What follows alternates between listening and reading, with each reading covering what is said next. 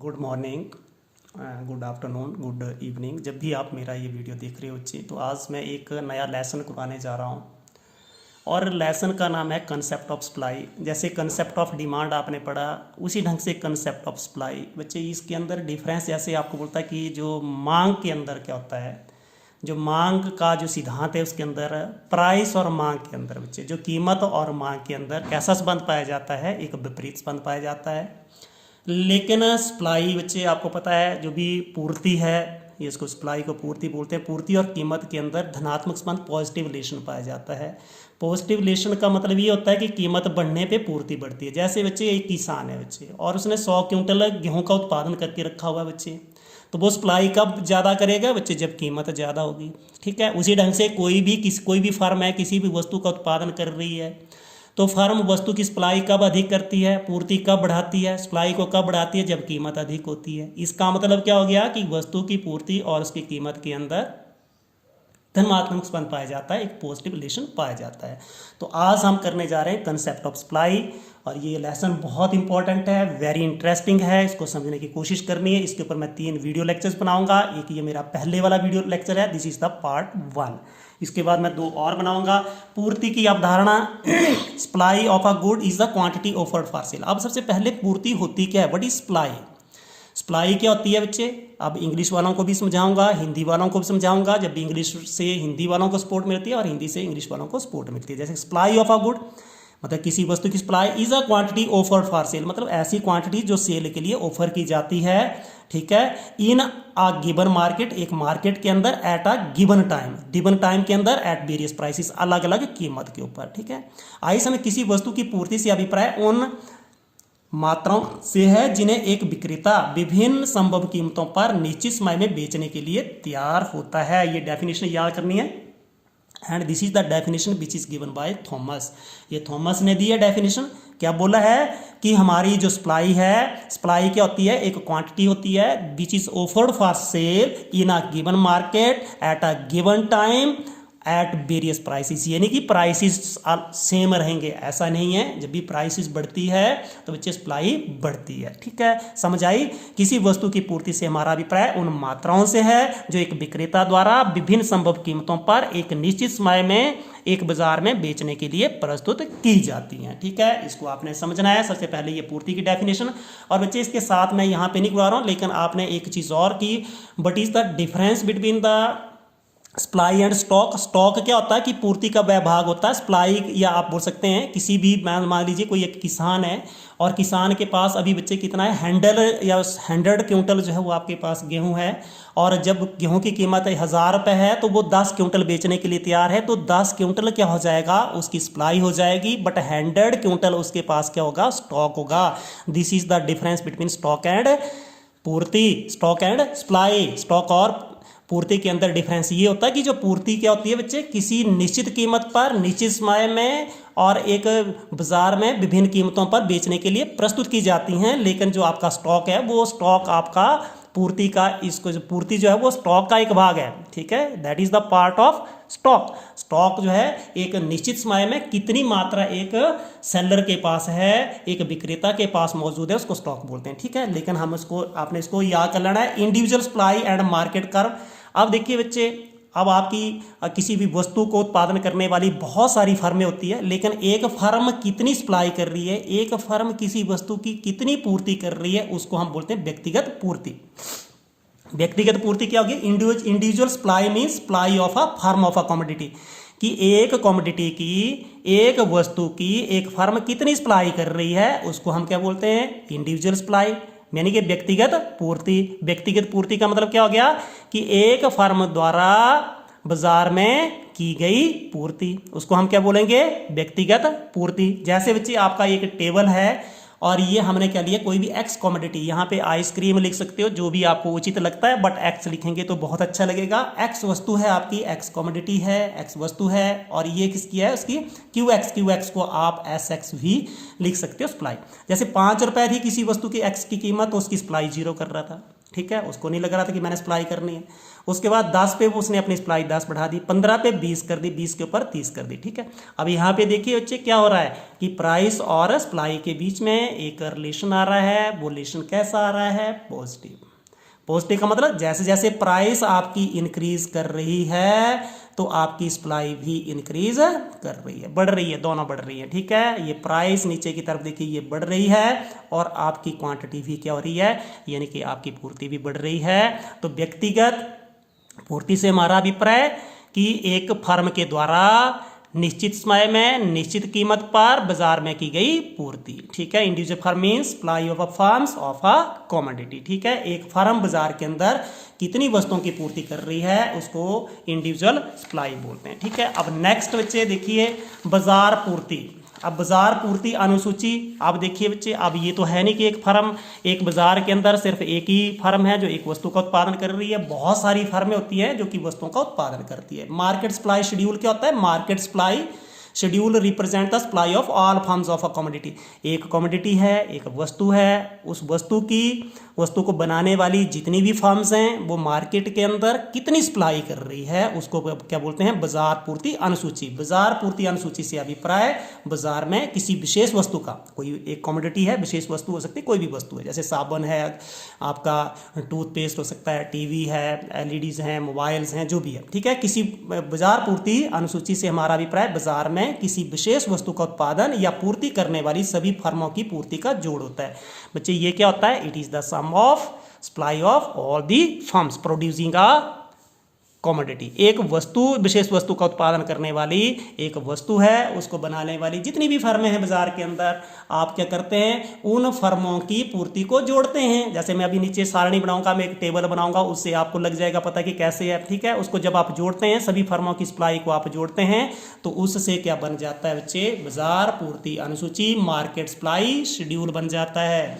क्या बन जाता है? मार्केट सप्लाई शेड्यूल बन जाता है। और ये शेड्यूल मैं बना रहा हूं बच्चे, देखिए अब हम क्या कर रहे हैं बच्चे, बहुत सारी, अब ये तो नहीं है कि एक मार्केट के अंदर सिर्फ 2 ही फर्में, बहुत सारी फर्में होती हैं, लेकिन हम सिर्फ 2 फर्मों को लेके चल रहे हैं। जैसे ये प्राइस है किसी कमोडिटी की एक्स की, ठीक है, और ये फर्म की सप्लाई है, ए फर्म कितनी सप्लाई कर रही है, ये बी फर्म कितनी सप्लाई कर रही है, हमने 2 फर्में लेके चले। अब दोनों फर्मों की सप्लाई को या पूर्ति को जब हम जोड़ते हैं तो वो बाजार पूर्ति बनती है, उसको मार्केट सप्लाई बोलते हैं। समझना है, फील करना, आप यू कैन जो है वो तब अपनी बुक की हेल्प से आप अपने नोट्स और उसको याद कर सकते हो, लेकिन concept should be clear to you. Concept बिल्कुल क्लियर होना चाहिए। ठीक है, देखिए कीमत 5 है तो ए फर्म कोई सप्लाई नहीं कर रही, बी फर्म भी कोई सप्लाई नहीं कर रही, दोनों की सप्लाई का जोड़ 0। ठीक है, जब प्राइस बढ़ करके 10, ए फर्म जो कर रही है वो 10 वस्तुओं की सप्लाई कर रही है, बी 5 वस्तुओं की, दोनों को जोड़ दीजिए, 15 बन गई सप्लाई। मार्केट सप्लाई कितनी बन गई? 15। जब प्राइस कितनी है आपकी? 15, तो आपकी ए फर्म की सप्लाई 20 है, बी फर्म की सप्लाई 10 है। आप दोनों की सप्लाई को जोड़िए तो ये 30, मार्केट सप्लाई कितनी हो गई? 30। अब जब कीमत बढ़ करके 20, तो ए फर्म की सप्लाई जो है आपकी 30, बी फर्म की सप्लाई 20, दोनों की सप्लाई को जोड़िए तो ये आपकी जो बन रही है 50, क्या बन रही है? ये मार्केट सप्लाई बन रही है। बाजार पूर्ति कितनी हो रही है? 50। इसका मतलब क्या हो गया कि देखिए जैसे जैसे, वैसे भी देखिए कि जैसे जैसे आपकी कीमत बढ़ रही है, जैसे जैसे आपकी कीमत बढ़ रही है तो आपकी बाजार पूर्ति भी बढ़ रही है, आपकी मार्केट सप्लाई भी बढ़ रही है। इसका मतलब इस और इसके बीच में भी कैसा रिलेशन होता है? एक धनात्मक रिलेशन होता है, पॉजिटिव रिलेशन होता है, यानी कि px के बढ़ने से SX यानी कि सप्लाई बढ़ती है। ठीक है, और मैंने आपको बताया कि आपकी बाजार पूर्ति का मतलब मार्केट सप्लाई जितनी भी आपकी फर्म्स हैं, जैसे X वस्तु बनाने वाली, चाहे X वस्तु कोई भी हो सकती है, X वस्तु बनाने वाली जितनी भी फर्म्स हैं उनकी सप्लाई को आप ऐड करेंगे, उनकी पूर्ति को आप जोड़ेंगे तो आपका क्या मिल जाएगा? आपको बाजार पूर्ति अनुसूची मिलेगी। अब आपको अनुसूची तो मिल गई, अब आपने क्या करना है? इसका कर्व बनाना है। बाजार सप्लाई कर्व क्या होता है? ग्राफ रिप्रेजेंटेशन या ग्राफ रिप्रेजेंटिंग किसको कर रहा है? मार्केट सप्लाई को रिप्रेजेंट कर रहा है। जो भी मार्केट सप्लाई है, मार्केट सप्लाई को रिप्रेजेंट करने वाले ग्राफ को आप क्या बोलते हैं? Market supply curve. Curve representing market supply schedule. जो भी मार्केट सप्लाई शेड्यूल है, यानी कि आप बोल सकते हैं बाजार पूर्ति अनुसूची को प्रदर्शित करने वाले ग्राफ को या दर्शाने वाले ग्राफ को बाजार पूर्ति वक्र कहते हैं, बाजार पूर्ति वक्र कहते हैं। अब आपने ये वक्र बनाना है, मैं बनाने जा रहा हूं बच्चे। देखिए अब आपकी क्वांटिटी कितनी है, आपकी जो यहाँ पे सप्लाई है वो 50 तक है। मैं इधर 10, 20, 30, 40 और ये 50 लिख रहा हूँ। अब आपकी प्राइसिस कितनी है, 20 तक है सिर्फ, 5, 10, 15 और ये 20। प्राइस हम लेते हैं रुपीज़ के अंदर और ये यूनिट्स के अंदर ले रहे हैं, ठीक है। अब देखिए सबसे पहले जब भी कीमत कितनी है, जबकि कीमत कितनी है 5 है, जब कीमत 5 है तो आपकी सप्लाई कितनी है 0। अब देखिए कीमत 5 है तो सप्लाई कितनी आ गई आपकी 0, ठीक है। जब कीमत कितनी होगी 10, देखिए कीमत कितनी है 10 तो बाजार पूर्ति कितनी होगी 15। ये कीमत 10, ठीक है, ये कीमत इस तरफ लेके जा रहे हैं आप, कीमत 10 तो बाजार पूर्ति कितनी होगी आपकी 15, ठीक है। ये 10 के सीध में चलते जाओ और यहाँ पे 15 ये है, ये 15 हो गया। फिर 15 तो 30, ये कीमत आपकी 15, ये 15 और यहाँ पे आपकी 30, ठीक है। 15 जब भी कीमत आपकी 15 है तो आपकी पूर्ति कितनी है 30। और जब भी आपकी कितनी, देखिए कीमत कितनी है 20, कीमत 20 है तो उसकी सीध में चलते जाओ तो यहाँ पे ये 50, ठीक है। अब ये बिल्कुल आप बना सकते हो। आपने कीमत को हमेशा किसके ऊपर लेना, वाई एक्सिस के ऊपर, और आप क्वांटिटी चाहे वो आपकी मांग मात्रा है या पूर्ति मात्रा है या सप्लाई या डिमांड, आप उसको एक्स एक्सिस के ऊपर ही लेते हैं, ठीक है। समझ आई। 5 के ऊपर 0, 5 और 0 इधर आ गया। 10 ले लिया आपने कीमत, 10 कीमत के बाद आपकी कितनी आ रही है, ये 15 आ रही है सप्लाई, 15 पे 30 आ रही है। 20 के ऊपर सप्लाई कितनी आ रही है, 20 के सामने चलते जाना है आपने और जो 50 है उसके ऊपर आना, 90 डिग्री का कोण बनाते हुए, ठीक है। इसको मैं थोड़ा सा उससे कर रहा हूँ, ये स्केल से मिला रहा हूँ। तो बच्चे ये जो आपका बन रहा है, जब आप इसको मिलाते हैं तो ये जो कर्व बनेगा आपका, इसको आप क्या बोलते हैं, ये जो सप्लाई कर्व बन रहा है इसको आप क्या बोलते हैं, मार्केट सप्लाई कर्व। कैसे, ये 5 पे 0। दूसरा देखिए मैं आपको बताने जा रहा हूँ, ये 15 था और इधर 10 पे 15 था, ठीक है। 15 के ऊपर जब भी कीमत 15 थी तो सप्लाई कितनी थी आपकी 30। फिर 20 पे सप्लाई कितनी आ गई आपकी 50, ठीक है। तो ये आपका कौन सा आ गया, एक्स वस्तु का मार्केट सप्लाई कर्व, एक्स वस्तु का बाजार पूर्ति वक्र, ठीक है। आपने इसको बनाना है कि मार्केट जो शेड्यूल कर्व कैसे होता है। आप जरूरी नहीं कि आपने 2 फॉर्म से लेके चलना, आप एक तीसरी फॉर्म भी ले सकते हो, 4, 5, लेकिन ये फॉर योर कन्वीनियंस, सुविधा के लिए आपने सिर्फ 2 फॉर्मों को ही लेना है, ठीक है। उसके आगे हम एक और क्वेश्चन करने जा रहे हैं बच्चे। ये question, this question is also very important.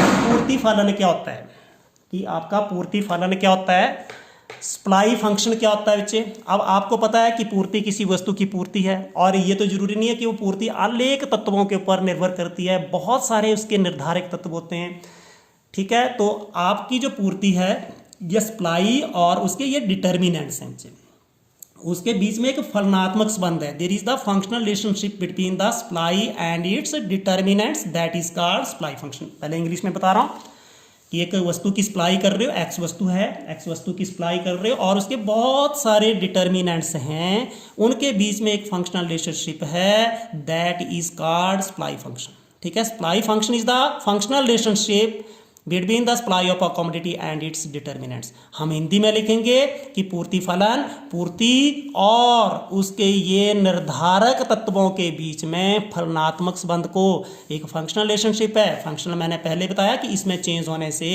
जो भी आपके ये जो निर्धारक तत्व हैं, जो भी डिटर्मिनेंट्स हैं, उसमें चेंज आएगी तो आपकी पूर्ति में भी चेंज आएगी।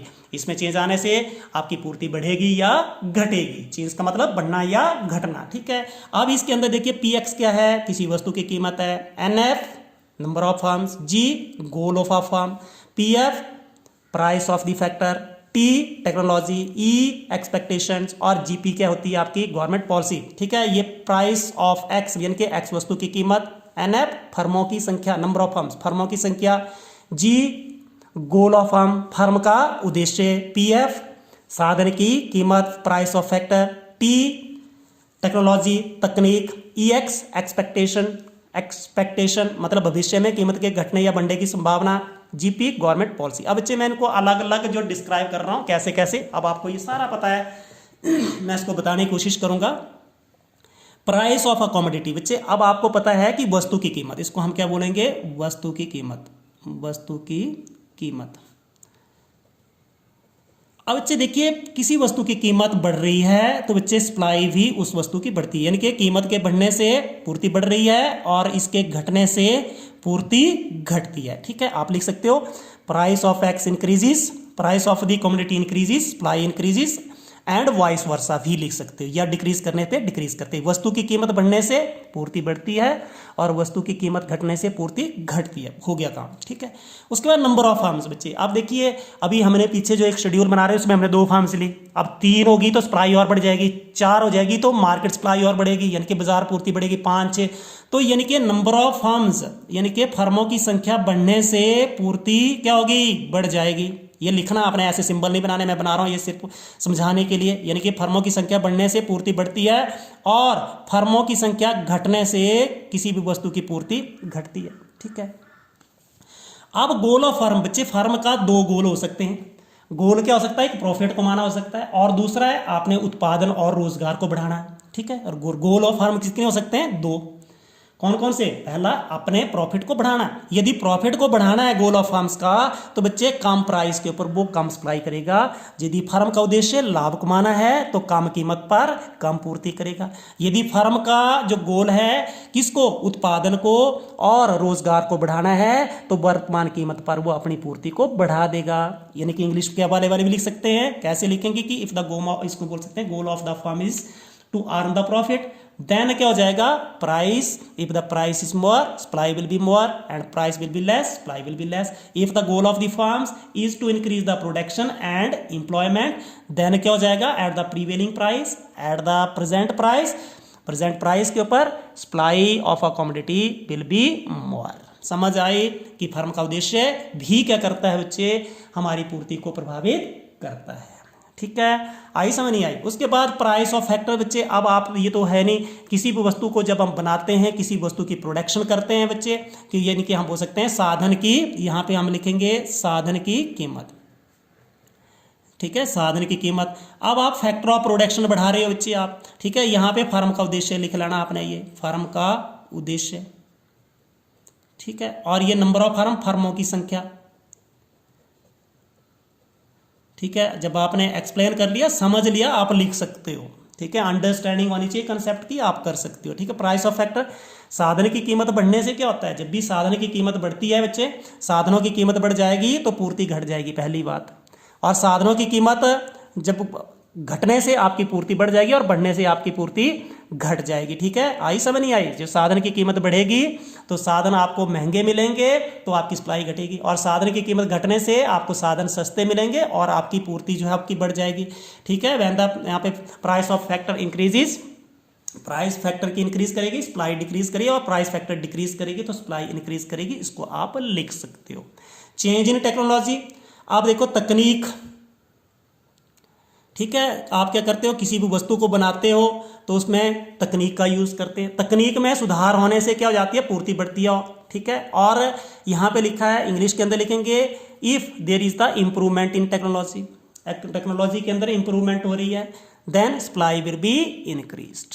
ठीक है, आज भी आप देख रहे हो कि हमारी जो है बहुत सारी वस्तुओं की कीमत क्यों कम हो रही है, because that there is improvement in technology. ठीक है, एक्सपेक्टेड फ्यूचर प्राइस, आप फ्यूचर के अंदर देखिए बच्चे, कोई भी जो आपका जिसको बोल सकते हैं जो सप्लायर है उसको लगता है कि फ्यूचर में प्राइस बढ़ेगा तो बच्चे प्रेजेंट में उसकी सप्लाई कम हो जाएगी। If there is the expectation of price rise in future तो then at the present price, at the prevailing price supply decrease करेगी। ठीक है, और उसको लगता है कि भविष्य में कीमतों के घटने की संभावना है तो eight the present price, present price के ऊपर सप्लाई बढ़ेगी। यानी कि आप हिंदी वाले देखिए बच्चे, इसको बोलेंगे कीमत संभावना, भविष्य में कीमत संभावना। ठीक है, कीमत संभावना।